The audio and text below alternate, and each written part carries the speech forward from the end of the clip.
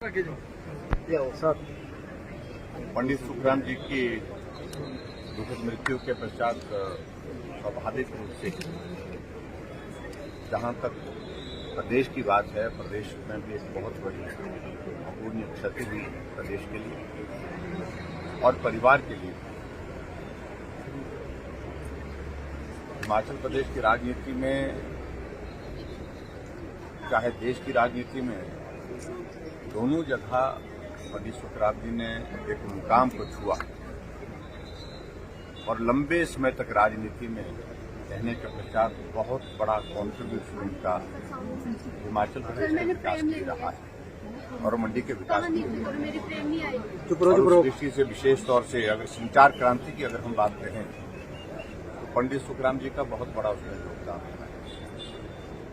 आज टेक्नोलॉजी के इस युग में हम भले ही बहुत आगे बढ़े हैं, लेकिन वो एक दौर था जब टेलीफोन बहुत मुश्किल से मिलता था, लेकिन गांव-गांव में टेलीफोन, घर घर में टेलीफोन पहुंचाने की जो है वो एक शुरुआत उस दौर में हुई। और संचार क्रांति का जिसका हम जिक्र करते हैं, स्वाभाविक रूप से एक उनकी एक बहुत बड़ी देन थी। जीवन संघर्षपूर्ण रहा इनका और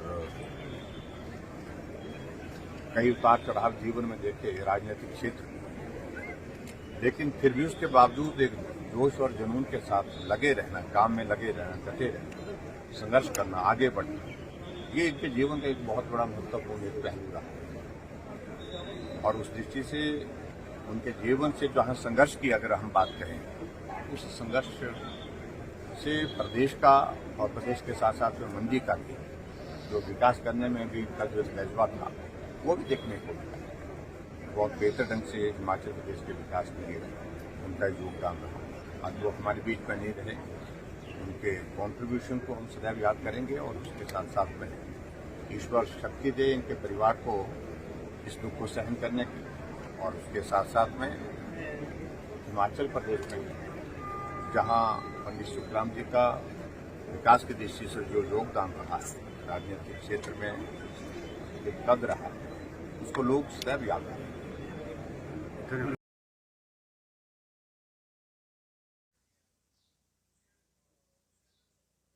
सर, जो एसएफजे है उनकी तरफ से बार-बार जो धमकियां है यहाँ पर आ रही है हिमाचल के लिए, उन्होंने कहा है कि जो मुख्यमंत्री या डीजीपी के दौरे के बारे में उनके जानकारी तो इनाम उनकी तरफ से, इन तमाम जो चीज़ें यहाँ पर उसको लेकर आपका क्या कहना है?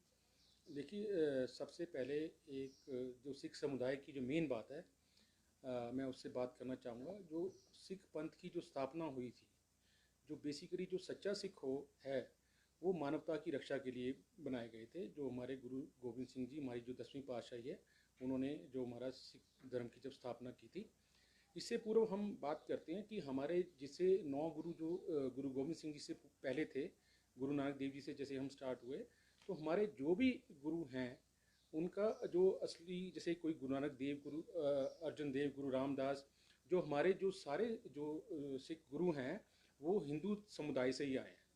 तो हम ये कह सकते हैं जो हिंदू सिख जो है वो हिंदू का एक माइल्ड रूप है, वो सिखों में हिंदुओं से ही हम आए हैं। आज अचानक से कुछ लोग जो फॉरेन में बैठ के ये स्टेटमेंट देना या ऐसा कोई वीडियो या ऐसा ऑडियो दे देना जिससे बिना सोचे समझे, पहली बात जो भी ये लोग हैं, पन्नू जी की हम बात करते हैं, वो तो कहीं से सिख तो है ही नहीं, चाहे उनकी अपीयरेंस है। जो सच्चा सिख होगा वो इस तरह की स्टेटमेंट नहीं दे सकता, क्योंकि जो सिख है वो मानवता की धर्म के मानवता की रक्षा के लिए बनाया गया है। और आज अगर हमारा इतिहास देखें, जो सिखों का योगदान, चाहे आज़ादी से पूर्व या जब औरंगज़ेब के समय में जब वो लोगों हिंदुओं के जेनू उतार के उसके बाद वो खाना खाते थे, उस टाइम भी हमारे सिख गुरुओं ने अपनी कुर्बानियाँ देके, अपने साहिबजादों की कुर्बानियाँ देके, अपने माता पिता की कुर्बानियाँ देके हिंदू धर्म की रक्षा के लिए सामने आए, और यही संस्कार हम सब लेके चलते हैं। आज जहाँ भी देखा जाता है कि कहीं अगर कोई सिख ट्रैवल कर रहा है तो लोग उसके साथ कंफर्टेबल रहते हैं कि अगर हम सिख जहाँ पे होगा वहाँ पे शांति होगी।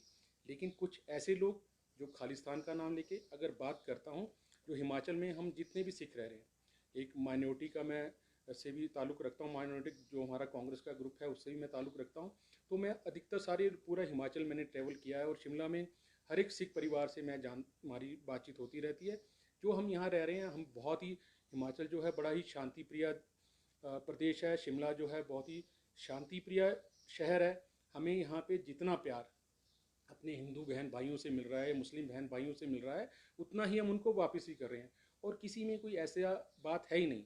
अचानक से ऐसी स्टेटमेंट देना, मुझे नहीं पता उन लोगों के क्या उनका मकसद है, उनका क्या है, लेकिन कहीं ना कहीं बाहर बैठ के ऐसी स्टेटमेंट दे देना बहुत आसान है।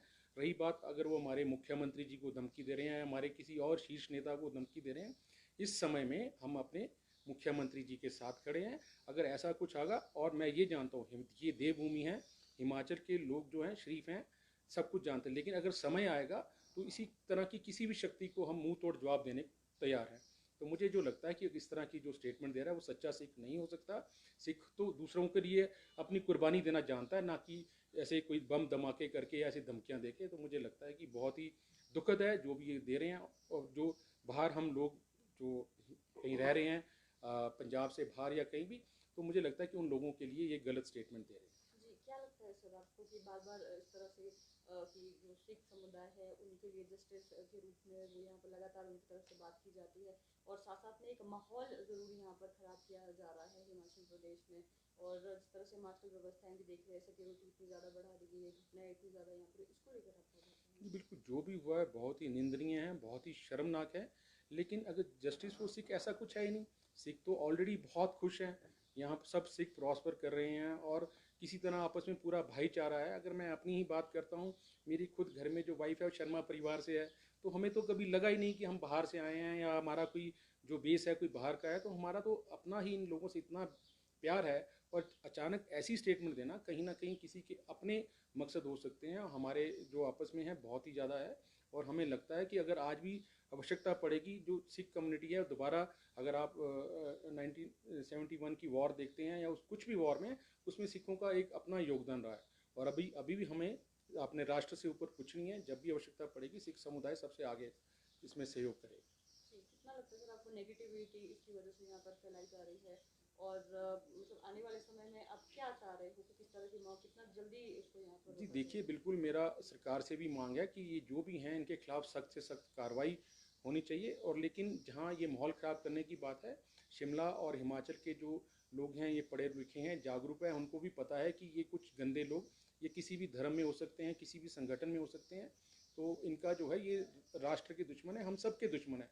तो हमें इन सब के साथ मिलकर लड़ना है। और इसी तरह मैं सरकार से भी और सबसे ये चाहता हूँ कि जल्द से जल्द इनके खिलाफ कार्रवाई होनी चाहिए। जी, आपका क्या कहना है, क्योंकि जो पन्नुओं ने काफ़ी पहले आतंकवाद यहाँ पर घोषित कर दिया गया है, मैं जल्दी से जल्दी इसका पकड़ने के लिए? अगर हम भारत के इतिहास को देखें तो शहीद भगत सिंह से लेकर जितनी भी वॉर्स हुई है उसमें सिखों के योगदान को देखा जाए, हमने कभी अलग कंट्री के बारे में सोचा ही नहीं।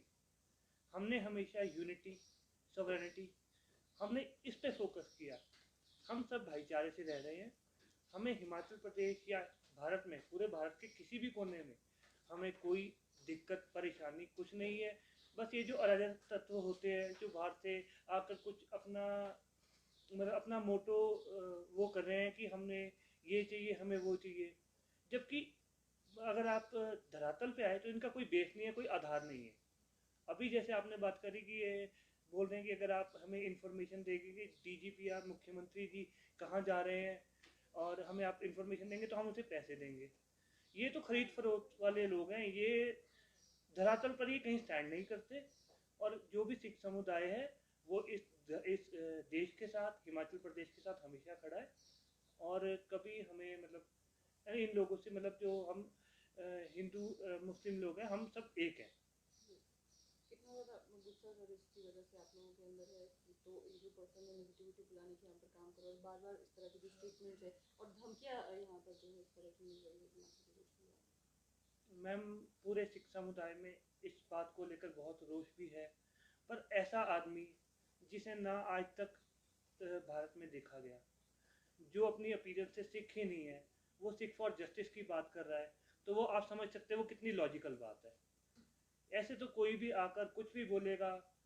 बस हमें ये है कि हमें अपने देश के साथ, अपने प्रदेश के साथ खड़े रहना है। और ऐसे आदमी को हम बिल्कुल नहीं मानते। ना वो हमारा कभी लीडर था, ना कभी लीडर है। वो अपने आप को अपना एक लीडर प्रमोट कर रहा है, जबकि एट प्रेजेंट वो कहीं स्टैंड नहीं करता। जी इंदु जी, अभी जो पन्नू है उसकी तरफ से ये भी कहा जा रहा है कि चीन को आने वाले समय में जब ऑपरेशन ब्लू स्टार को 38 साल पूरे हो जाएंगे तो पांवटा साहिब में वो एक बार और यहाँ पर जो वोटिंग है सिविल यहाँ पर करवाने वाले हैं। जी देखिए, वो धमकी तो बार बार दे रहे हैं। यहाँ पे हमारी पुलिस को, हमारे सबको सतर्क होने की ज़रूरत है। उसके साथ साथ हमारे आम आदमी को भी सतर्क होने की ज़रूरत है। अगर हम में से किसी को भी लगता है, मैं आप लोगों के माध्यम से भी ये मैसेज देना चाहता हूँ, अगर कोई ऐसा आदमी जिसकी डिग्निटी पे या हमें किसी पे थोड़ा सा डाउट होता है कि ये ऐसी गतिविधियों में इन्वॉल्व हो सकता है, उसके खिलाफ इंफॉर्मेशन अगर हमारे पास कोई होती है तो साथ के साथ हमें देनी चाहिए और इस समय में अपनी